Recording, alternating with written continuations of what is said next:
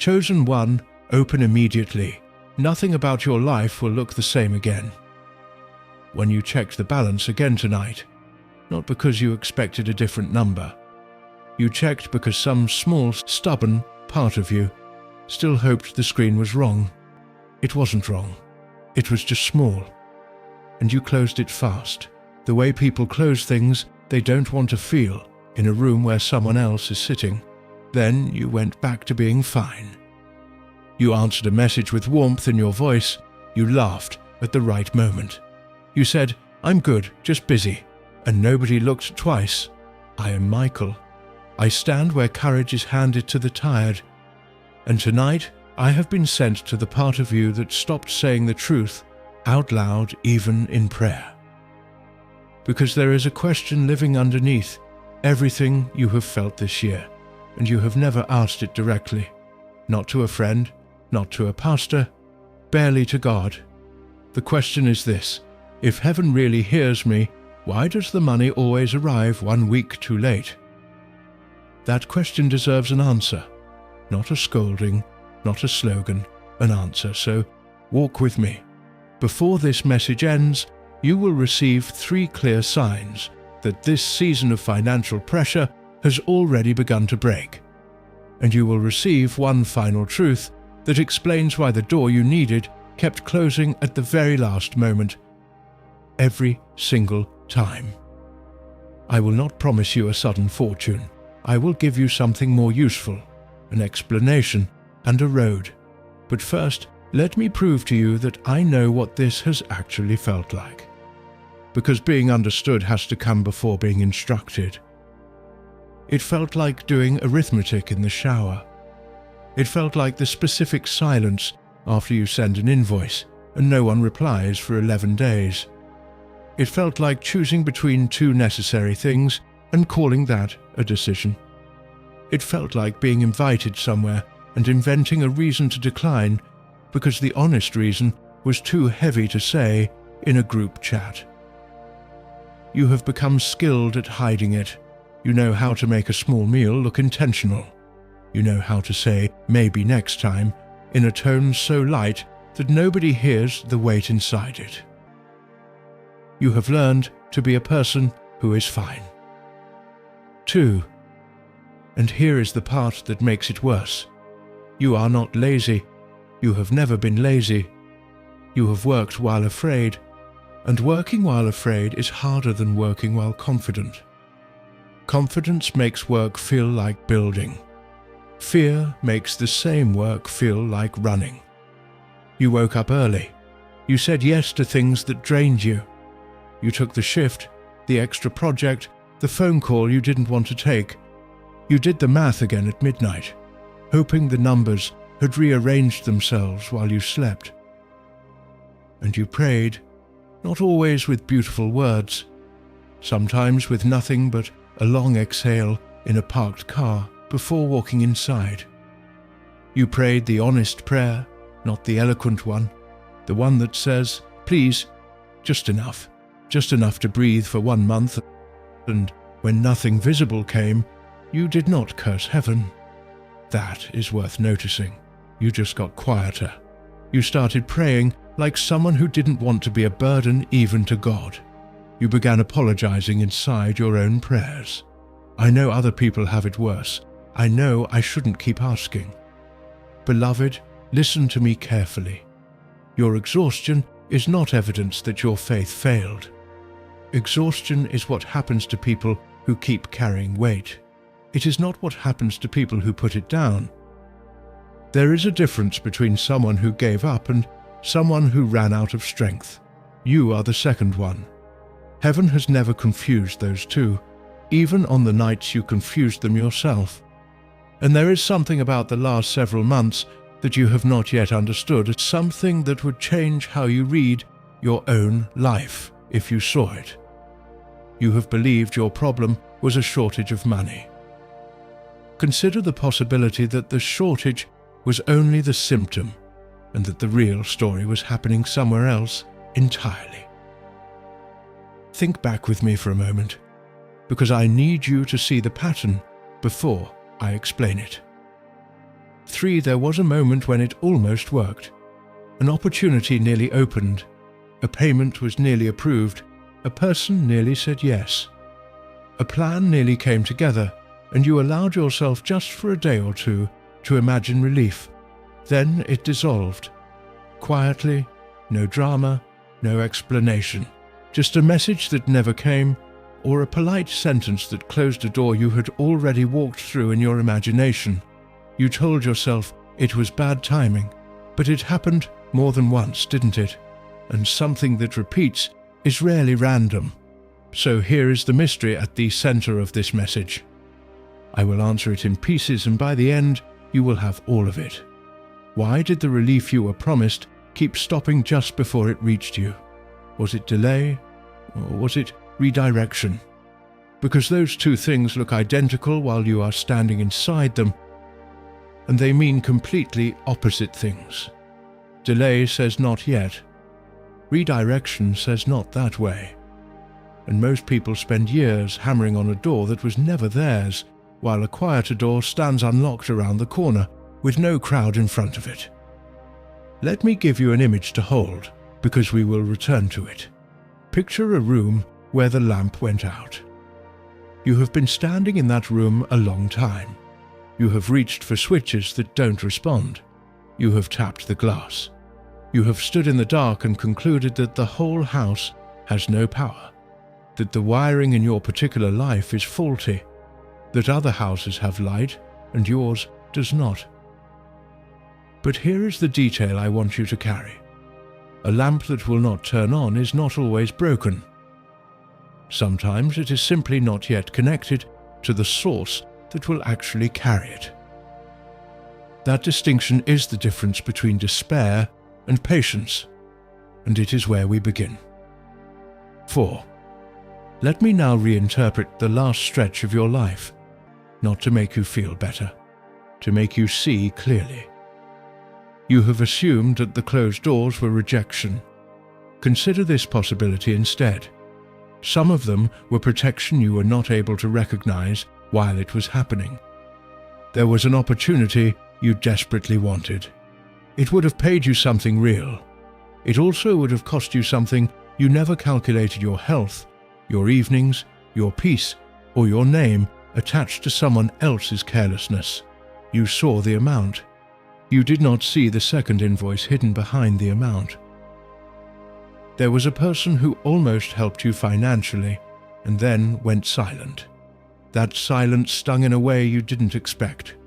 You replayed the conversation, wondering what you said wrong. But had that help arrived, it would have arrived with a hook in it. Help that comes with ownership is not help. It is a lease on your dignity, renewed monthly, collected in obedience and apology for years. Perhaps you were spared a debt that would never have appeared on paper. And there was a shortcut. You know the one I mean. It appeared during the hardest week when you were most tired, and it looked exactly like an answer. You almost took it. Something in you hesitated. You called that hesitation fear. I'm telling you, it may have been guidance wearing very ordinary clothes. Now let me be honest with you, because flattery is not a gift. Not every closed door was protection. Some of them were preparation. There were skills you did not have yet. There were habits that would have quietly drained anything placed in your hands. There were relationships that would have consumed whatever came in before it ever reached your own life. Money does not repair a leaking structure. It simply makes the leak louder and faster. So the delay was doing two jobs at once. It was keeping certain things away from you, and it was building something inside you strong enough to hold what is coming. That is a hard thing to hear when you are tired. It is also the reason you are not the same person you were a year ago, even though the numbers on the screen look similar, because the numbers were never the only thing changing. Which brings us to the first sign. 5. The first sign. The first sign is not money. It arrives before money, and almost everyone walks straight past it because it does not announce itself. The first sign is that fear stops running your body. Here is how you will recognize it. You look at a bill, and your chest does not clamp shut the way it used to. The problem is still real. The reaction is different.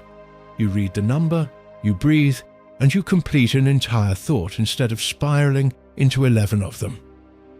That is not denial. That is capacity returning. Or this: an unexpected expense lands, and instead of collapsing internally for 3 days, you recover by evening. The storm still comes, it simply moves through you faster and leaves less damage behind. Or this: someone mentions money in conversation, and you don't immediately feel exposed. You are no longer scanning the room to see who might find out. Or this: you sleep, not perfectly, but you stop lying awake rehearsing conversations with people who aren't in the room. Chosen one. This is the lamp beginning to warm. Not blazing, warming. The first return of light is never dramatic. It is the moment you realize you can see the outline of the furniture again, and you stop bumping into things you forgot were there. Now, why would peace come before provision? It seems backward. Wouldn't provision create the peace? No. And this is one of the most important things I will say tonight. Provision handed to panic gets spent by panic. A frightened person makes fast decisions. A frightened person signs before reading. A frightened person lends what they cannot spare because saying no feels like risking the relationship. A frightened person buys relief instead of building stability. Fear is expensive. It charges interest in every currency you own. So heaven does something that looks, from the outside, like nothing at all. It steadies your hands before it fills them. Ask yourself honestly, right now, are you calmer than you were 6 months ago, even though nothing has been solved? If the answer is yes, even a small and uncertain yes, that is not personality, and it is not luck. That is the first sign, and it has already started. 6. The first sign brings steadiness. The second brings movement. But before I show you the second, someone needs to say something to you that no one has said in a long time. Someone should acknowledge the price you have paid. You have been the one who handles it. When something broke, you figured it out. When someone needed help, you found a way. And finding a way usually meant taking it from yourself first. You have been generous during a season when you had every right to be careful.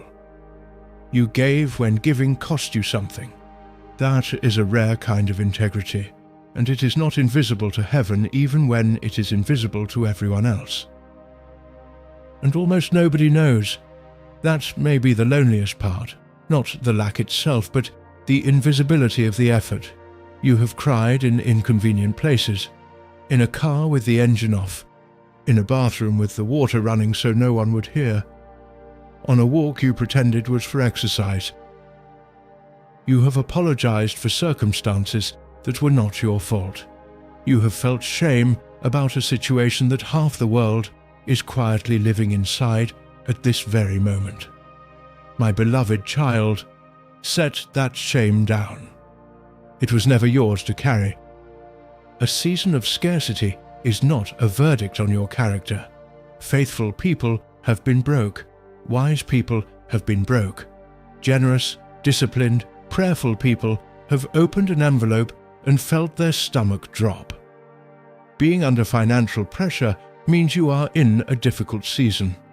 It does not mean you failed a test that heaven was grading, and your worth was never attached to your account balance. Heaven does not price people. There is no tier of love reserved for the solvent. Now think about something with me. Think about the months when the math genuinely did not work and somehow you still ate. The repair that should have finished you and somehow got handled. The week you should have broken completely and did not. You called it luck because you were too tired to call it anything else. Consider calling it what it may have been. You were being covered while you were being rebuilt, not spared from difficulty, covered inside it. There is a difference. and you have been living in that difference for a long time without a name for it. You were doing your best with the strength you had left. That is not nothing. That is faith with dust on it, and heaven has never despised a faith with dust on it. Rest is allowed. Rest is not surrender. 7. The second sign. Now the second sign, this one you can observe in the world outside your own head. The second sign is small practical movement in a place you had stopped watching. It will not look like a miracle. It will look like a Tuesday. Someone asks what you do, and not out of politeness. They lean in slightly. They ask a follow-up question. A conversation that normally ends starts continuing, or a payment that was frozen for months suddenly gets a response. Not resolution, a response. Something that was dead makes a sound, or a name resurfaces. A former colleague, an old client, someone from a chapter you assumed had closed. They reach out about something entirely ordinary, and folded inside that ordinary thing is a thread, or an old skill becomes relevant again. The thing you learned years ago and wrote off as wasted time. Someone needs exactly that, and they need it now, and you are one of the few people nearby who has it. Watch for one more thing, because it is easy to misread. An unhealthy financial arrangement will start to lose its grip on you.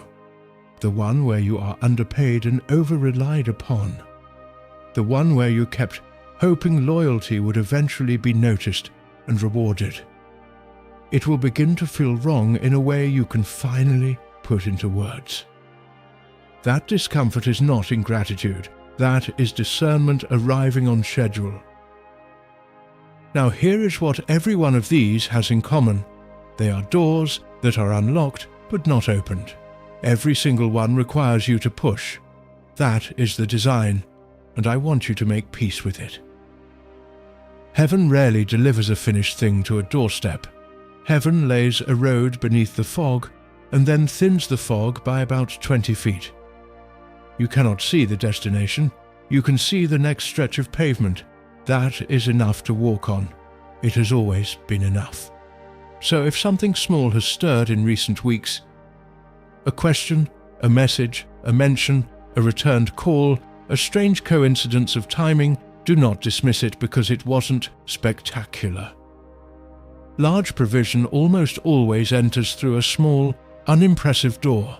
The dramatic entrance is the exception, not the pattern. 8. Now watch how these two signs work together, because separately they are interesting and together they are an explanation. If the small door had opened while you were still in full panic, you would have mishandled it. I say that with tenderness, not judgment. You would have taken the first offer instead of the right one. You would have undercharged out of gratitude. You would have said yes before reading the terms, because desperate people don't read. Desperate people grab. You have done that before. You paid for it later, and you are still paying for one of them. So the sequence is not accidental. Peace first, then opportunity. Steady hands, then something worth placing in them. This is the point where the closed door begins to make sense. But it leaves one question standing, and it is the real question underneath everything you have felt. Why did it take this long? Not why did it happen? Why so long? Why months? Why years for some of you? Why did the lesson require this much of your life? I will answer that now, and I will not soften it into something meaningless. 9. The central revelation. Here is the answer. The delay was not heaven withholding provision. The delay was heaven refusing to send provision into a structure that could not yet hold it. Let me make that concrete, because spiritual language floats away if we don't anchor it. Imagine money arriving suddenly 18 months ago. Not a fortune, just relief. A real, meaningful amount landing in your account on a random Thursday. Where would it be right now?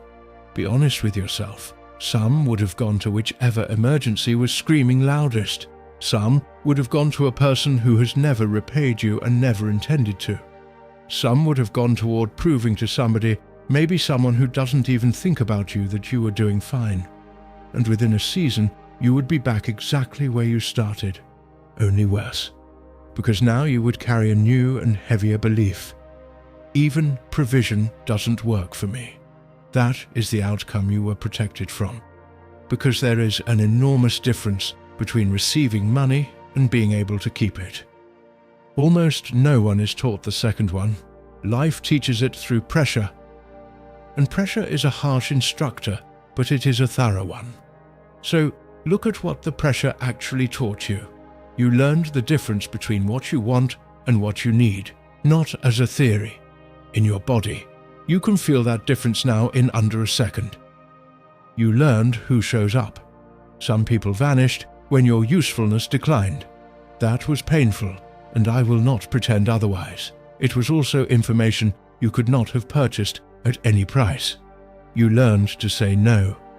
Badly at first, probably, with guilt attached. But you learned that no is a complete sentence and the sky does not fall. You learned resourcefulness that comfortable people never develop. You can stretch, plan, repair, negotiate, wait, and endure.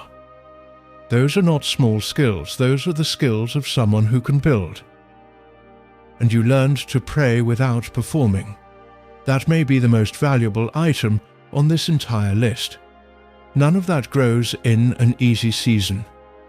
Ease does not build capacity. Ease maintains whatever capacity is already there. So the answer to why so long is this. The delay was not measuring your worthiness. It was building your capacity. And capacity takes exactly as long as it takes, not one day longer, not one day less. 10. The pattern. Now there is still one thing standing between you and what is opening. It is not the economy. It is not another person. It is not a curse, and there is no hidden enemy in this story. It is a pattern. And patterns are quieter than enemies and far more expensive. The pattern is this. You have been making financial decisions from survival instead of from strategy. It sounds like wisdom. It even feels responsible, but watch how it actually behaves. Survival takes the guaranteed small thing over the uncertain better thing. Every time, because survival cannot tolerate a gap between now and later. Survival stays in the underpaid position because the shortage there is known.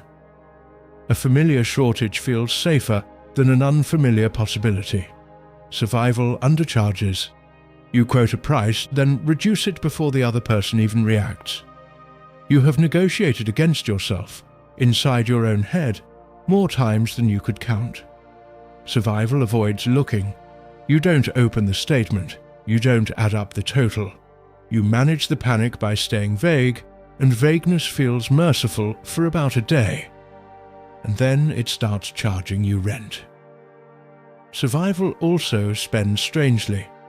After weeks of extreme restriction, something snaps, and there is a small purchase that makes no sense to anyone watching. That was not greed. That was a person trying to feel human again for 1 hour. And survival tells one particular lie over and over. I'll make a real plan once things calm down. But things do not calm down by themselves. Calm is constructed. It is not awaited. Now I am not blaming you, and I want that clear. Survival thinking is not a character flaw. It is what a mind does under sustained pressure. It is an intelligent adaptation. It kept you alive and functioning through months that would have flattened someone else. It is not the villain of your story. It is simply a tool that has finished its assignment. The instinct that carried you through the flood will not build the house. And you are no longer in the flood, you just haven't updated your reflexes yet. That is what must be released. Not your caution, your fear-driven speed. Because when opportunity meets survival thinking, one of two things happens. Opportunity gets refused, or opportunity gets accepted on terrible terms. Either way, the season repeats. You have already lived that version once. You do not have to live it twice. 11. And there is one more thing hiding underneath that pattern. It is the most personal part of this message, so I will say it gently. Somewhere in the hardest month, you began to believe that the shortage was saying something about you. That you are the kind of person things don't work out for. That other people have some quality you were not issued. That you are, in some quiet and permanent way, behind. That belief is a liar with a very calm voice. It sounds like realism. It is not. And it has to go before anything else can move, because a person who believes they are behind will keep making the decisions of someone who is behind. So let me tell you what I actually see when I look at your life. I do not see a failure managing a crisis. I see someone who has been under sustained load for a long time and has not become cruel. Understand how rare that is. Pressure hardens most people. It made you careful, but it did not make you cold. You still notice when someone else is struggling. You still help, even when helping costs you. I see someone who kept their word when keeping it was expensive. Anyone can be honest when honesty is convenient. I see someone who has been quietly qualifying for a responsibility they have not yet been handed, because that is what this season has been. Not punishment, qualification. Chosen one, that phrase does not mean you are above anyone. It means your life has a direction and you are being invited into it. Every person heaven speaks to is being invited into the same dignity. What it means for you specifically is this. Your pain produced discernment. Your shortage produced discipline. Your disappointment produced the ability to recognize a bad offer within the first 60 seconds of hearing it. Those are not consolation prizes, those are the exact instruments the next chapter requires. And your future does not have to resemble your past. That is not a slogan, it is a structural fact. Your past was built by a version of you who did not know these things yet. You are not that person anymore. The fog is thinning. The road underneath was always there. 12. The third and strongest sign. Now the third sign, the strongest one, the one that ties everything together. The strongest sign is that you will be trusted with something before you are paid for it. This is the sign almost everyone misreads. So listen closely. It arrives as a small responsibility. Someone asks you to handle something, a task, a project, a role, a decision, a piece of information, a person's trust. It is not the big thing. It is smaller than what you asked for, and your first reaction may be frustration. I needed relief and I was handed more work. Look again. What you were handed was a fitting, not a test in the sense of judgment, a test in the sense of a garment. Life gives you a small version of the thing so that you can discover whether the shape is right, and so that you can discover it cheaply. And here is how you will know this sign is genuine. Watch your own reaction to it. If you can take that small responsibility and do it well without frantically attaching your entire future to the outcome, that is the confirmation. That is peace and opportunity finally operating together, exactly as I described. There is a second layer to this sign, and it is even more personal. You will begin telling the truth about your numbers. You will say a real price out loud and not immediately apologize for it.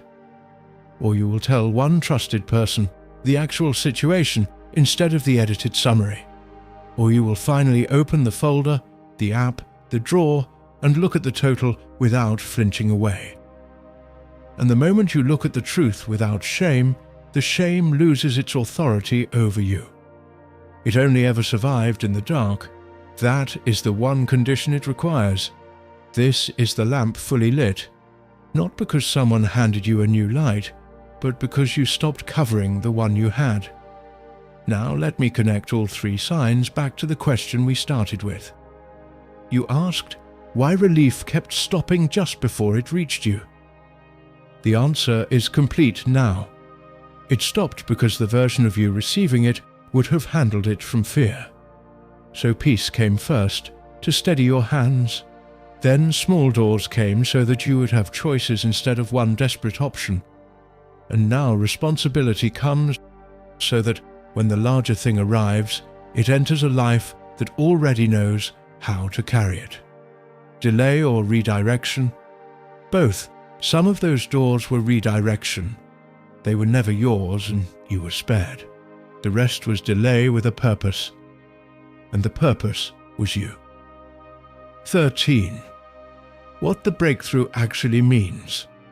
Let me be very clear now about what I am and am not saying. You deserve honesty more than you deserve excitement. I am not telling you that a specific amount of money will appear by a specific date. I do not deal in that. Anyone who does is selling something, and you have already paid enough for things that weren't real. What I am telling you is that the conditions have changed, and changed conditions are precisely how outcomes change. So what does breakthrough mean here?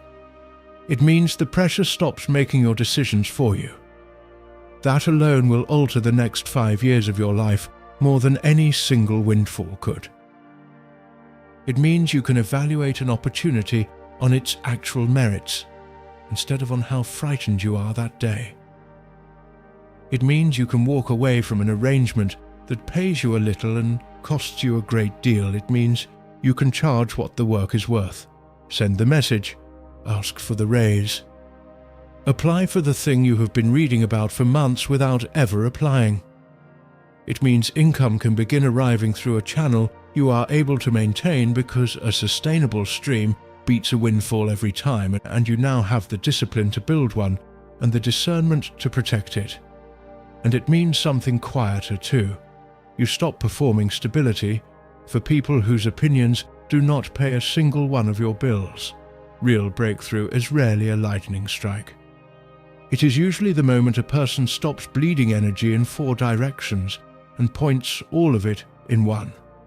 The old season is losing its grip. Some part of you already senses that it is part of why you open this message tonight instead of scrolling past. You understand now what the delay exposed, a way of deciding that was built for emergencies and kept running long after the emergency changed shape. You know what to set down: the panic, the shape, and the belief that scarcity is your identity rather than your circumstance. You are being prepared. Preparation always precedes responsibility. What remains is your response. And a response is not a feeling. A response is an action. 14. What to do this week. So here is what I ask of you. 3 things. All of them are ordinary, and ordinary is exactly where breakthrough lives. First, look at the real number. Sit down with 1 page and 1 pen. Write what comes in, write what goes out, write what is owed, not to punish yourself, to end the vagueness. Vagueness is the soil fear grows in, and here is what you will discover. The facts are always smaller than the fear of the facts. Every single time you look directly at it, the monster shrinks a little. Do it once this week at 20 minutes. Then close the page and let yourself rest. You are not required to solve it the same night you look at it. Second, push on 1 unlocked door. Choose the opportunity you have been circling for weeks, the application you keep almost submitting, the message you keep drafting and deleting, the rate you keep meaning to raise, the person you keep meaning to reconnect with. Pick exactly 1, not 5. 1 and send it within 48 hours. Not because rushing is holy, but because momentum answers questions that thinking never will. You will learn more from 1 sent message than from 3 more weeks of deliberation. You do not need to feel ready. Readiness arrives after the first step, not before it. It has never once arrived before it. Third, set 1 boundary about money. 1. Say no to the arrangement that has been quietly draining you. Ask for the payment you are owed, in plain words. Stop funding a situation that has never moved toward health and has never intended to. Say it calmly without a paragraph of apology attached. Boundaries are not cruelty. Boundaries are simply the maintenance of the thing you are trying to build.